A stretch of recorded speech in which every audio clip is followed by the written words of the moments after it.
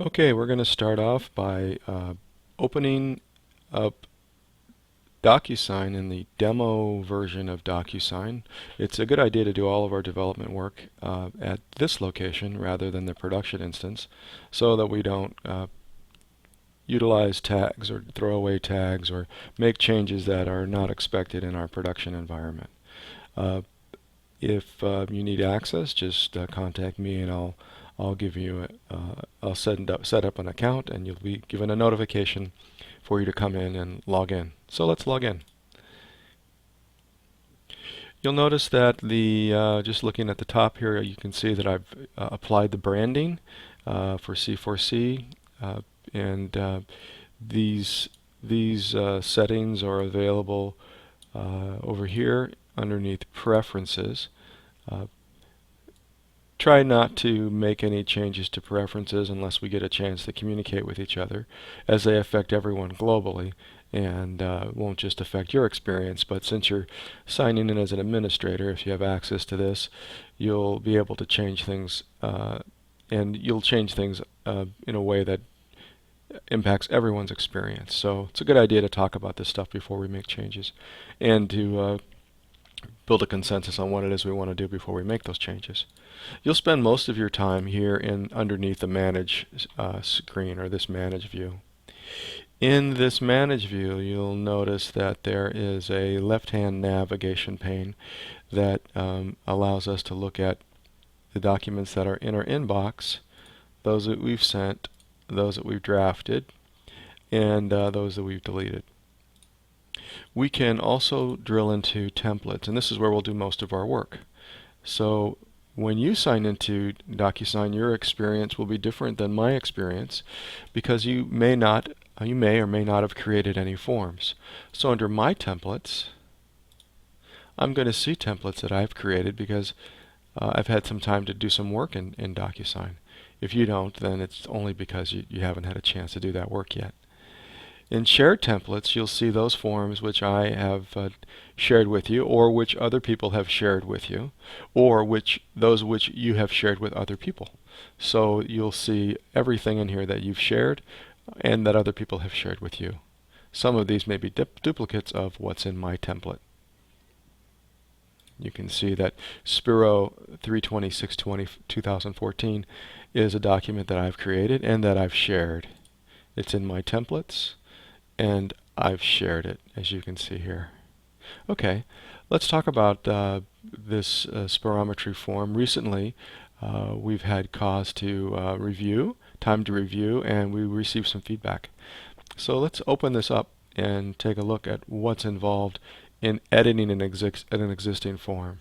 So this form's fairly complicated. There are fields that are hidden, there are calculation fields, there are fields that turn on other fields so that they're visible, and fields that make other fields invisible, etc.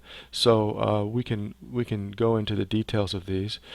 What's a good idea to do is that we can come in here and decide to save this template as something else. So we can save this as Spiro demo, and this way we won't alter the work in progress. So we do that. We save it as Spiro demo, and now we have the version of Spiro demo open, and that's the version that we're editing. So we have pulled in obviously a PDF, and we begun working on it. And the colors that I created here in Word and everything else comes across, and the sort of colorization or the styling that we can do in Word or in Adobe are not available at all in DocuSign. In other words, you can't change anything about the document itself. The agreement cannot be edited.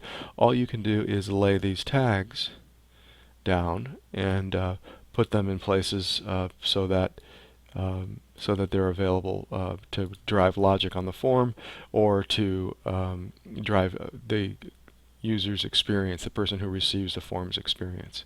So what I just did is I modified the placement of these. These aren't too important because they're hidden. They're important fields, but their placement isn't too critical because the user cannot see exactly anything about these forms at all. These fields are hidden from the user, and you'll notice that the text is in white. What I've done is I have some values here that I'm using to drive some logic, and those fields values are in white text on a white background, so they appear invisible and they're locked. So even if the user clicked on them and found them, they wouldn't be able to do anything with them. They wouldn't be able to see them. So those are some hidden values.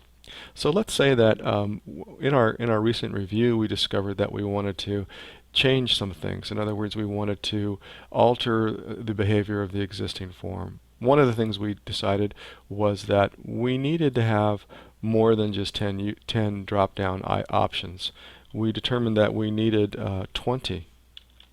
So what I've done here is I'm going in and I'm editing this tag, and I am just putting in additional values into the tag so that we have a longer drop-down list. So now, just instead of going just from 1 to 10, it's going to go from 1 to 20. And the work in DocuSign is never really too difficult. It is a little tedious, right? There's just a lot of steps.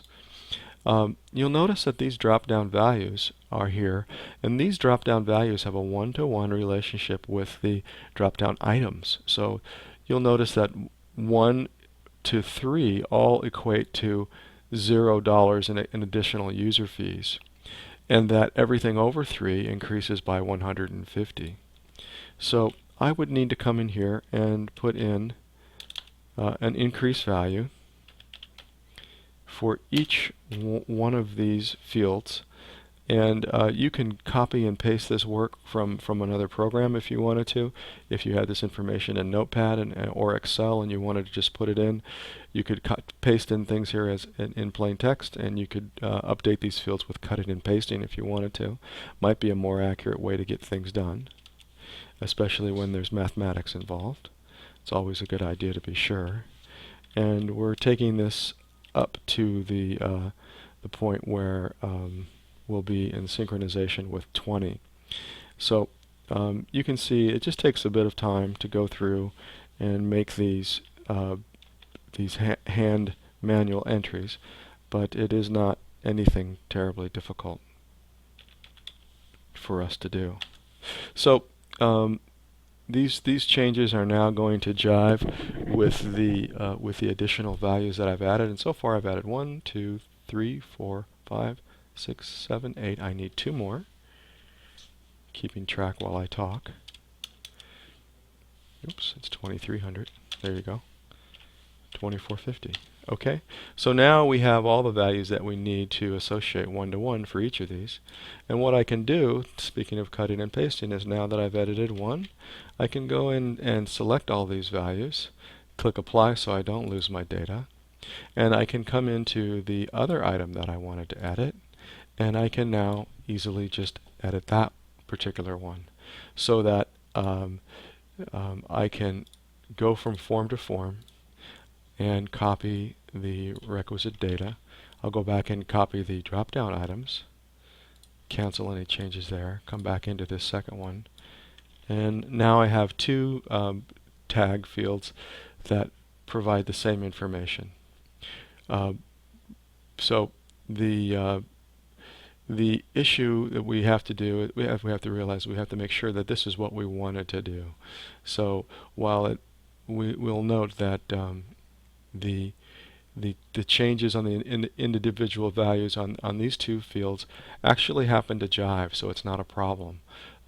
This is just repeat information. Whenever we have, in this particular license, whenever we have two fields that we're just moving the bar by the same value, I was able to do this sort of quick edit. And if I wanted to take the time on this video, I could go through and do all of the additional editing that I wanted to do. This is a quick video on just how to edit a form and change some values. And we'll stop now, and the next video will be just how to start from scratch.